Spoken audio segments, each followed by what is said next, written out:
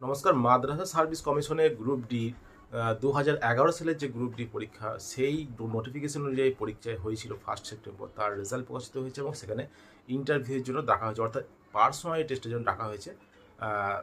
আগামী 18ই সেপ্টেম্বর থেকে 28 সেপ্টেম্বরের মধ্যে কিন্তু ইন্টারভিউ হয়ে যাবে। তো সেখানে ইন্টারভিউ কীভাবে দিতে হবে এবং কেমনভাবে তার ঢুকতে হবে এবং বেরোতে হবে সেই সম্পর্কে কিছু কথা এবং আমার নিজের অভিজ্ঞতা থেকেই কিন্তু এখানে বলবো। তো অনেক দিন, প্রায় 14 বছর 13 বছর পরে কিন্তু এই পরীক্ষাটি নতুন করে চাকরির সুযোগ এসছে এবং সেখানে যে ফাইনাল ভ্যাকেন্সি যেটা দিয়ে সেটা হলো যে মোট মিডিয়াম ক্যাটাগরি সমস্ত কিছু নিয়ে সারা রাজ্যে যে ভ্যাকেন্সিটা 2011 সালের নিরিখে 297টি এবং যেটা পাস করানো হয়েছে লিখিত পরীক্ষায় সেটা হলো 3233 জনকে। তো প্রায় 11 জনকে, মানে একটা সিটের নিরিখে 11 জনকে পাস করানো হয়েছে, অর্থাৎ 11 জনের মধ্যে একজন চাকরি পাবে। সেই হিসেবেই কিন্তু এই ইন্টারভিউ বা পার্সোনাল টেস্ট হবে। তো সকলেই যারা পাস করেছেন, যারা লিখিত পরীক্ষায় যারা পাস করেছেন, তাদের কিন্তু পার্সোনালিটি টেস্টের জন্য কিন্তু কল লেটার ডাউনলোড করা শুরু হয়ে গেছে মাদ্রাসা সার্ভিস কমিশনের অফিসিয়াল ওয়েবসাইটে। তো সেখানে গিয়ে রেজিস্ট্রেশন নাম্বার এবং ডেট অফ বার্থ দিয়ে কল লেটার ডাউনলোড করে নেওয়া যাবে এবং তার সঙ্গে সঙ্গে প্রয়োজনীয় যে ডকুমেন্ট, শিক্ষাগত যোগ্যতা, সেগুলো কিন্তু সমস্ত কিছু নিয়ে যেতে হবে। কারণ পার্সোনালিটি টেস্টের দিনে প্রথমেই করা হবে কি, যে ডকুমেন্ট ভেরিফিকেশান। আপনার যে ডকুমেন্টগুলো যেগুলো চাইবে, সেই ডকুমেন্টগুলো ঠিকঠাক আছে কি না ওটা কিন্তু ভেরিফাই করে নেবে এবং ভেরিফাই হয়ে গেলে তারা কিন্তু ইন্টারভিউ বা পার্সোনালিটি টেস্টের জন্য অনুমতি দেবে।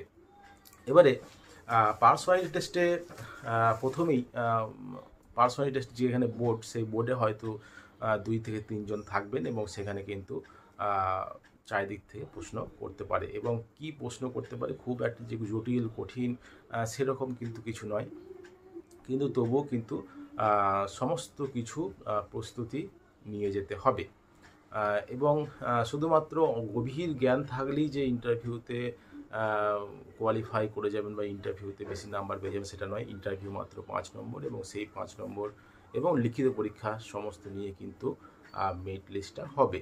সেহেতু ইন্টারভিউর নাম্বারটাও কিন্তু খুবই গুরুত্বপূর্ণ বিষয়। ইন্টারভিউ পাস বা ফেল বলে কিছু হয় না এবং সেই টোটাল যে নাম্বারটা সেটা কিন্তু যোগ হয়ে যায়। তো এইখানে যে বিষয়টি সেটা হলো যে প্রথমত অবশ্যই অনুমতি নিয়ে ঢুকতে হবে এবং বসতে বলে তবে বসবেন এবং অবশ্যই ধন্যবাদ জ্ঞাপন করবেন। তারপরে নাম, ঠিকানা এগুলো সব জিজ্ঞেস করবে এবং যেখানে ঠিকানা আপনার বাড়ি, সেখানে সেই সম্পর্কিত সেই আশেপাশে বা সেই ডিস্ট্রিক্ট মহকুমা সম্পর্কে কিন্তু অবশ্যই কিছু জেনে নিয়ে যাওয়া দরকার এবং যে সময়ে ইন্টারভিউ পার্সোনালিটি টেস্ট দিতে যাবেন সেগুলো কিন্তু অবশ্যই সেই দিনের ইতিহাস, সেই সম্পর্কে কিন্তু কিছুটা হলে ধারণা নিয়ে যাওয়া দরকার।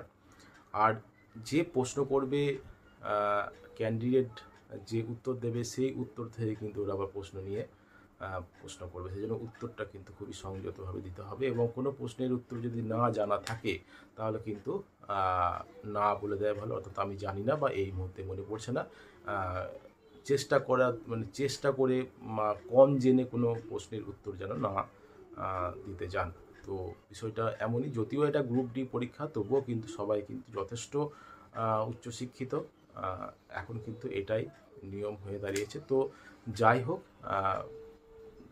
সেই অনুযায়ী যে সাবজেক্টে নিয়ে পড়াশোনা করেছেন সেই সাবজেক্ট থেকে বেশি প্রশ্ন করতে পারে, অথবা কাকে কি প্রশ্ন করবে এটা কিন্তু ঠিক নেই যে কার ভাগে কি প্রশ্ন আসছে।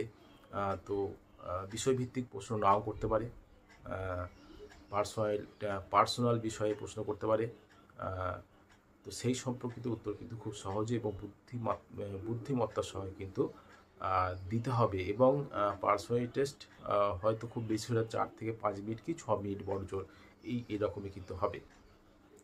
তো সেই অনুযায়ী কিন্তু পার্সোনালিটি টেস্ট হয়ে যাওয়ার পরে কিন্তু অনুমতি নিয়েই কিন্তু বেরোতে হবে।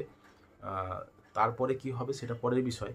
তো ইন্টারভিউয়ের যে নাম্বার বা পার্সোনালিটি টেস্টের যে নাম্বার, সেই নাম্বারটা ধরেই কিন্তু পরবর্তী যে মেরিট লিস্ট, যে 297 জনের যে লিস্ট, সেই লিস্টে কিন্তু তবেই আসতে পারবে। তো ভালো করে যারা ইন্টারভিউর জন্য যারা কোয়ালিফাই করেছেন, পার্সোনালিটি টেস্টে যারা যারা কোয়ালিফাই করেছেন, তো পার্সোনালিটি টেস্টের বিষয়টা হলো যে পার্সোনালিটি টেস্ট মানে ব্যক্তিত্ব যাচাই করা। ব্যক্তিত্ব যাচাই করা আপনার গভীর জ্ঞান, সেটা কিন্তু এখানে কিন্তু খুবই উল্লেখিত নয়। খুব বেশি গভীর জ্ঞানের যে বিরাট প্রয়োজন সেটা কিন্তু নয়, কিন্তু আপনার ব্যক্তিত্ব কতটা, আপনি কীভাবে কথা বলতে পারেন, কীভাবে কোনো সমস্যার সমাধান করতে পারেন, এটাই কিন্তু এই পার্সোনালিটি টেস্টের এটাই কিন্তু গুরুত্বপূর্ণ বিষয়।